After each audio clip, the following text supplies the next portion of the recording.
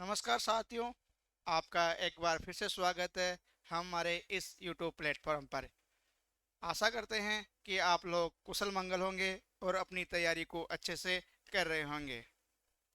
हम बात कर रहे थे संविधान की, तो हम आज बात करेंगे संविधान के भाग की। संविधान में कितने भाग है? संविधान में 22 भाग है। हम उन 22 भागों की बात करेंगे कि कौन से भाग में क्या बताया गया है और कौन कौन से अनुच्छेद उसमें शामिल है। तो हम करते हैं क्लास को स्टार्ट और बात करते हैं संविधान के भाग। संविधान के कितने भाग है? संविधान के 22 भाग है। संविधान के कितने भाग है?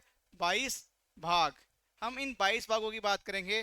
तो सबसे पहले जो हमारा पहला भाग है वो आता है संघ एवं उसका राज्य क्षेत्र। संघ व उसका राज्य क्षेत्र। पहले भाग में हमें संघ एवं उसके राज्य क्षेत्र के बारे में बात की गई है। अनुच्छेद की बात करें तो इसमें आता है अनुच्छेद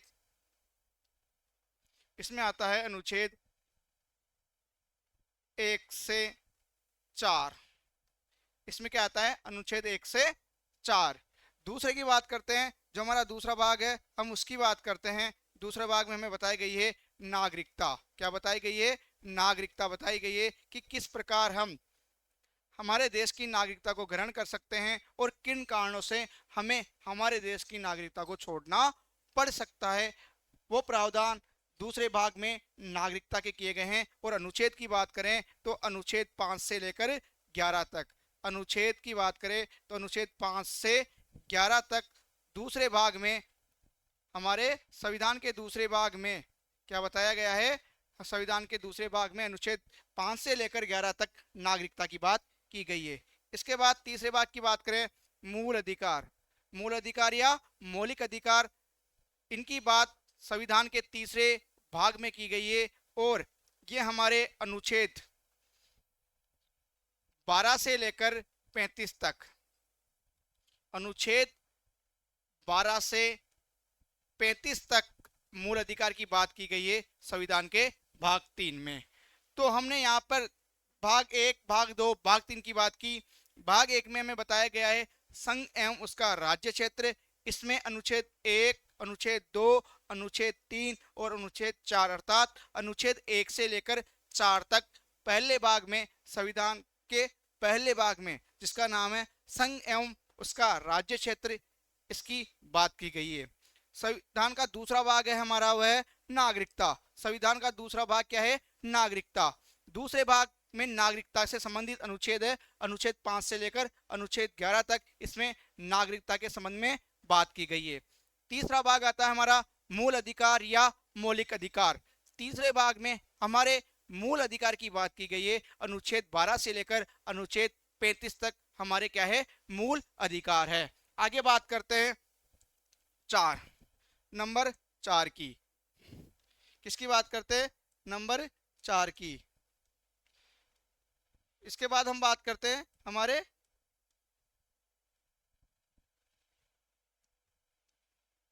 आगे हम बात करते हैं क्रम संख्या 4 नंबर। वो आती है हमारे नंबर 4 की बात करें तो हमारे नंबर 4 में भाग दिया गया है नीति निर्देशक तत्व। नीति निर्देशक तत्व की बात चौथे भाग में की गई है। अनुच्छेद की बात करें तो अनुच्छेद की बात करें तो अनुच्छेद 36 से 51 तक। अनुच्छेद 36 से लेकर 51 तक। अनुच्छेद 36 से लेकर 51 तक भाग 4 में नीति निर्देशक तत्व की बात की गई है। भाग 4 किससे संबंधित है? नीति निर्देशक तत्व से संबंधित है। इसमें संविधान के अनुच्छेद 36 से लेकर अनुच्छेद 51 तक की बात की गई है। इसके बाद बात करें अगले भाग की तो आता है 4A। इसमें आता है मूल कर्तव्य। इसमें क्या आते हैं? मूल कर्तव्य। संविधान के भाग 4A में मूल कर्तव्य की बात की गई है। और अनुच्छेद की बात करें तो इसमें आता है अनुच्छेद 51 क। इसमें आता है अनुच्छेद 51A या क। अनुच्छेद 51A। तो भाग 4 दो भाग में है। भाग 4 जो नीति निर्देशक तत्व है वो है अनुच्छेद 36 से लेकर 51 तक। इसके साथ भाग 4A में, भाग 4A या ए में बात की गई है मूल कर्तव्य की, और अनुच्छेद की बात करें तो मूल कर्तव्य अनुच्छेद 51A में या 51A में बात की गई है। इसके बाद हम बात करते हैं आगे भाग 5 की। भाग 5 में बताया गया है संघ सरकार अर्थात हमारी केंद्र सरकार के बारे में बात की गई है। भाग 5 में संघ सरकार की बात की गई है, और अनुच्छेद की बात करें तो अनुच्छेद 52, अनुच्छेद 52 से लेकर, अनुच्छेद 52 से लेकर 151 तक संघ सरकार की बात की गई है। अनुच्छेद 52 से अनुच्छेद 151 तक संघ सरकार की बात संविधान के भाग 5 में की गई है। संविधान के भाग 5 में संघ सरकार की बात की गई है, और अनुच्छेद की बात करें तो अनुच्छेद 52 से लेकर 51 तक हमारे संघ सरकार से संबंधित है। आगे बात करते हैं भाग 6 की। भाग 6 है राज्य सरकार। भाग 6 में राज्य सरकार की बात की गई है। भाग 6 में किसकी बात की गई है? राज्य सरकार की बात करें। और अनुच्छेद की बात करें तो अनुच्छेद 152 से लेकर, अनुच्छेद 152 से लेकर अनुच्छेद 237 तक भाग 6 में क्या बताया गया है? भाग 6 में बताया गया है राज्य सरकार। तो इसमें बात की गई है अनुच्छेद 152 से लेकर अनुच्छेद 237 तक भाग 6 में राज्य सरकार की बात की गई है। भाग 1 संघ एवं राज्य उसका राज्य क्षेत्र, भाग 2 नागरिकता, भाग 3 अधिकार, भाग 4 नीति निर्देशक तत्व, भाग 4 मूल कर्तव्य, भाग 5 संघ सरकार, भाग 6 राज्य सरकार। आगे बात करते हैं भाग 7 की। किसकी बात करते हैं? 7 की। 7वें भाग में बताया गया है जो निरस्त हो गया है वह है अनुच्छेद 38 निरस्त हो गया है। अनुच्छेद 38 ये क्या हो गया है? निरस्त कर दिया गया है, इसको हटा दिया गया है। ये संपत्ति से संबंधित था जिसको निरस्त कर दिया गया है भाग 7 को। इसके बाद बात करते हैं भाग 8 की। इसमें है केंद्र शासित प्रदेश। केंद्र शासित प्रदेश की बात भाग 8 में की गई है। केंद्र सरकार की बात भाग 5 में, राज्य सरकार की बात भाग 6 में, और केंद्र शासित प्रदेशों की बात भाग 8 में अनुच्छेद 239 से लेकर अनुच्छेद 242 तक की गई है। अनुच्छेद 239 से अनुच्छेद 242 तक किसकी बात की गई है? केंद्र शासित प्रदेशों की भाग 8 में बात की गई है। भाग 9, भाग 9 के बारे में सब आसानी से जानते हैं। भाग 9 में क्या है? पंचायतें। पंचायतों की बात भाग 9 में की गई है। भाग 9 में पंचायतों की बात की गई है। और अनुच्छेद की बात करें तो अनुच्छेद आता है 243 से लेकर अनुच्छेद 243 से अनुच्छेद 243 से कहाँ 243 ओ तक भाग 9 में पंचायतों की बात की गई है। अनुच्छेद 243 से अनुच्छेद 243 ओ तक 243 ओ तक क्या की गई है? पंचायतों की बात भाग 9 में की गई है। भाग 9 को आगे बांटा गया भाग 9 में। इसमें नगर पालिकाओं की बात की गई है। नगर पालिकाएं, नगर पालिकाएं की बात किसमें की गई है? भाग 9 के ए में। भाग 9 में नगर पालिकाओं या नगर निकायों की बात की गई है। इसमें बात करें, इसमें आता है अनुच्छेद, इसमें आता है अनुच्छेद 243 पी से लेकर अनुच्छेद 243 जेड जी तक, अनुच्छेद 243 जेड जी तक नगर पालिकाओं की बात की गई है। किसकी बात की गई है? नगर पालिकाओं की बात की गई है। किसमें की गई है? नगर पालिकाओं की बात भाग 9 में नगर पालिकाओं की बात अनुच्छेद 243 पी से लेकर अनुच्छेद 243 जेड जी तक बात की गई है। इसके बाद आता है भाग 9 बी। भाग 9 बी में सहकारिता की बात की गई है। किसकी बात की गई है? सहकारिता की बात भाग 9 क में, सॉरी 9 क में 9 बी में की गई है, 9 ब में की है। इसमें आता है अनुच्छेद, इसमें बताया गया है अनुच्छेद 243 जेड एच से अनुच्छेद 243 जेड टी तक, अनुच्छेद 243 जेड एच से लेकर अनुच्छेद 243 जेड टी तक भाग 9 बी में सहकारिता की बात की गई है। हमने बात की भाग 7 की जो निरस्त हो गया है। इसमें अनुच्छेद 238 की बात की गई थी जिसको समाप्त कर दिया गया है।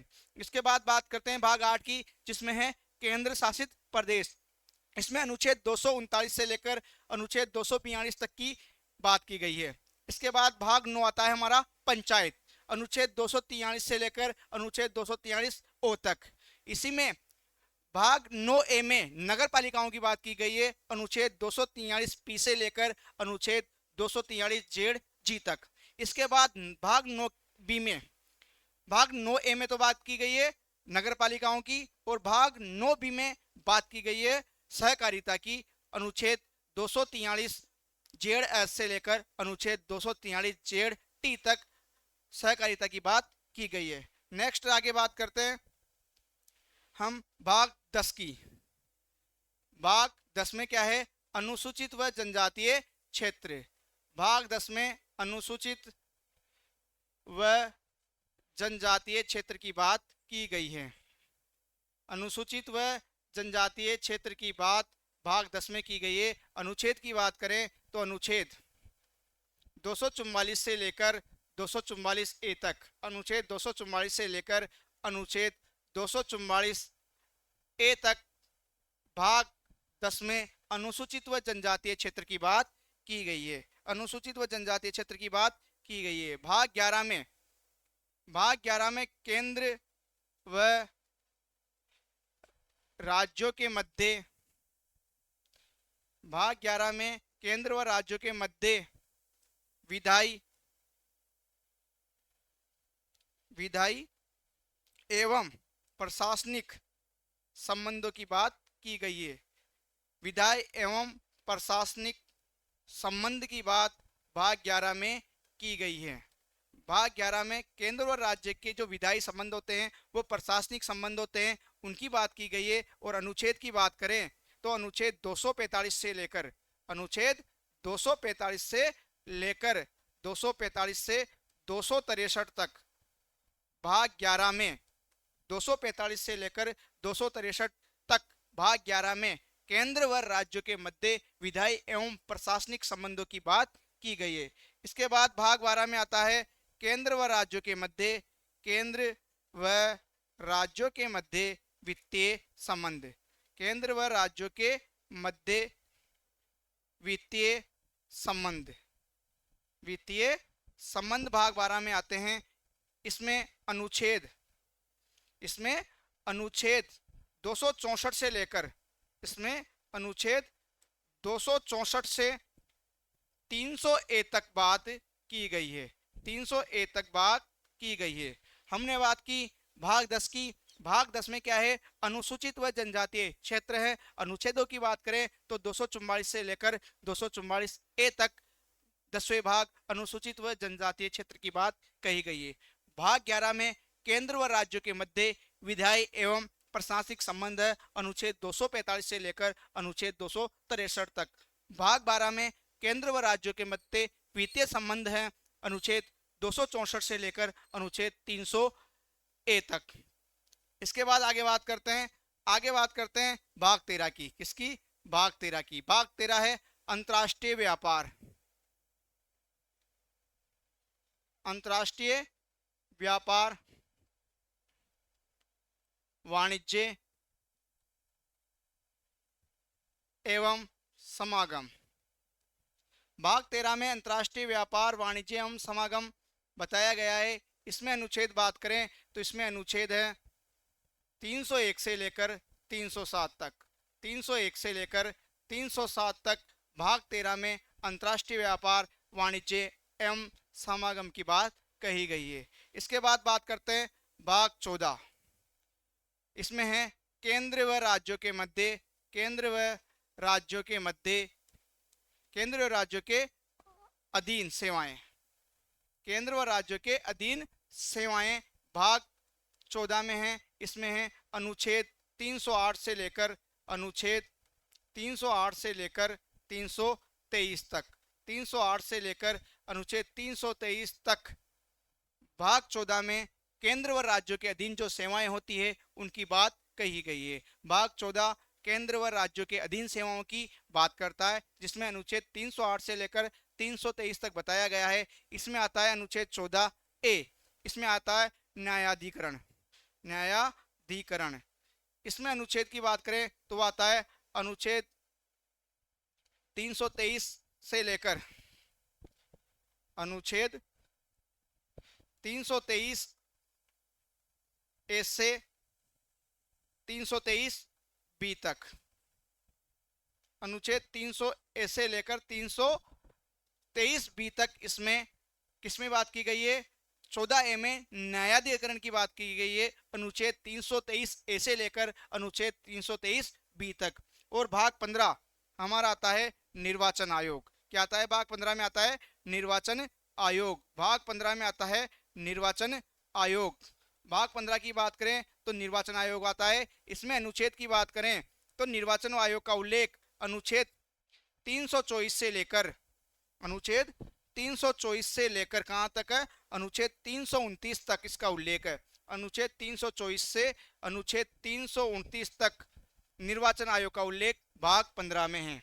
तो हमने बात की भाग 13 की। भाग 13 में है अंतर्राष्ट्रीय व्यापार, वाणिज्य एवं समागम। अनुच्छेद की बात करें तो है 301 से 307। इसके बाद हमने बात की भाग 14 की, केंद्र व राज्यों के अधीन सेवाएं। इसमें आता है अनुच्छेद 308 से लेकर 323 तक। भाग 14 का भाग ए है, भाग ए या भाग ए बोल सकते हैं, वो है न्यायाधिकरण। इसमें अनुच्छेद आता है 323 ए से लेकर 323 बी। भाग 15 जो हमारा इलेक्शन विभाग है, निर्वाचन आयोग है, उस निर्वाचन विभाग की बात की गई है, निर्वाचन आयोग की बात की गई है, अनुच्छेद 324 से लेकर अनुच्छेद 329 तक। इसके बाद बात करते हैं भाग 16 की। इसकी बात करते हैं भाग 16 की। भाग 16 में बताया गया है कुछ वर्गों के लिए विशेष प्रावधान। कुछ वर्गों के लिए विशेष प्रावधान भाग 16 में बताया गया है। भाग 16 में कुछ वर्गों के लिए विशेष प्रावधान की बात की गई है। इसमें आता है अनुच्छेद 330 से लेकर 342 तक। अनुच्छेद 330 से लेकर अनुच्छेद 342 तक भाग 16 में कुछ वर्गों के लिए विशेष प्रावधान की बात की गई है। भाग 16 कुछ वर्गों के लिए विशेष प्रावधान से संबंधित है। इसमें अनुच्छेद की बात करें तो वह आता है अनुच्छेद 330 से लेकर अनुच्छेद 342 तक। इसके बाद आता है भाग 17। भाग 17 आता है राजभाषा, हमारी भाषा। राजभाषा की बात भाग 17 में की गई है। और अनुच्छेद की बात करें तो अनुच्छेद आते हैं 343 से लेकर 351 तक। अनुच्छेद 343 से 351 तक। अनुच्छेद 343 से लेकर 351 तक कहां तक आते हैं? भाग 17 में राजभाषा से संबंधित आते हैं। अब इसमें बात करें, इस भाषा को हम बांट सकते हैं किसकी? एक तो है संघ की भाषा। संघ की भाषा, संघ की भाषा बताई गई है अनुच्छेद 343 344 में। 343 से 344 तक संघ की भाषा है। इसके बाद बात करें हम क्षेत्रीय भाषा का, तो क्षेत्रीय भाषा संघीय भाषा या संघ की भाषा अनुच्छेद 343 और 344 में है। इसके बाद बात करें क्षेत्रीय भाषा, तो क्षेत्रीय भाषा अनुच्छेद 345 से लेकर 347 तक है। अनुच्छेद 345 से 347 तक क्या है? क्षेत्रीय भाषा है। इसके बाद तीसरी बात करें उच्चतम न्यायालय की भाषा। उच्चतम न्यायालय की भाषा की बात, उच्चतम न्यायालय की भाषा वह है अनुच्छेद 348 से लेकर 349 तक। अनुच्छेद 339 से लेकर अनुच्छेद 348 से लेकर 349 तक क्या है?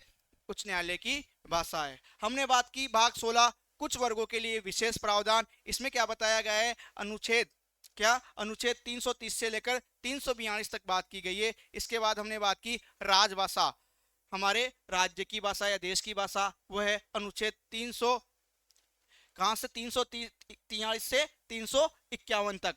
330 से लेकर 342 तक भाग 16 कुछ राज्यों के लिए कुछ वर्गों के लिए विशेष प्रावधान की बात की गई है। भाग 16 में कुछ वर्गों के लिए विशेष प्रावधान की बात अनुच्छेद 330 से अनुच्छेद 342 में की गई है। इसके बाद राजभाषा है, राजभाषा अनुच्छेद 343 से लेकर 351 तक।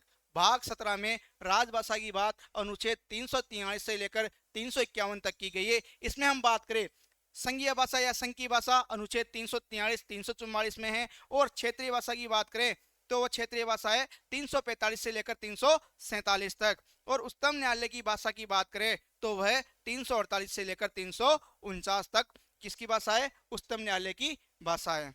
इसके बाद बात करते हैं भाग 18 की। क्या है भाग 18? भाग 18 में क्या है, आपातकालीन प्रावधान।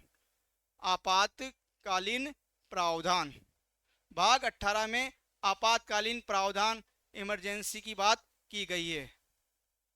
आपातकालीन प्रावधान भाग 18 में की गई है अनुच्छेद 352 से लेकर 360 तक। अनुच्छेद 352 से 360 तक क्या बात की गई है, आपातकालीन प्रावधान की भाग 18 में की गई है।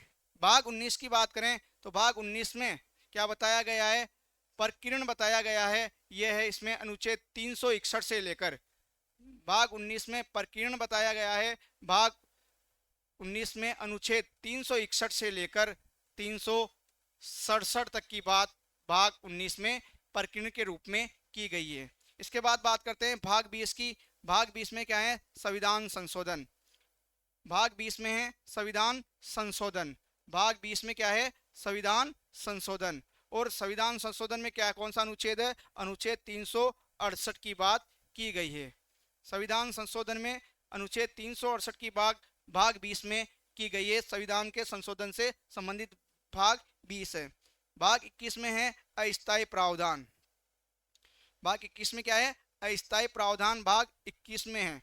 आपातकालीन प्रावधान भाग 18 में है और अस्थायी प्रावधान भाग 21 में है। इसमें अनुच्छेद की बात करें तो अनुच्छेद 369 से लेकर 392 तक 392 तक की बात भाग 21 में अस्थायी प्रावधान के रूप में की गई है। और लास्ट वाला भाग आता है हमारा भाग 22, संक्षिप्त नाम एवं हिंदी अनुवाद।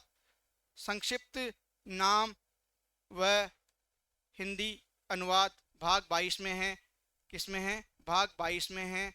अनुच्छेद कहाँ से लेकर, अनुच्छेद 393 से लेकर अनुच्छेद 395 तक। अनुच्छेद 393 से 395 तक भाग 22 में है, जिसमें क्या नाम दिया गया है, भाग 22 का संक्षिप्त नाम व हिंदी अनुवाद।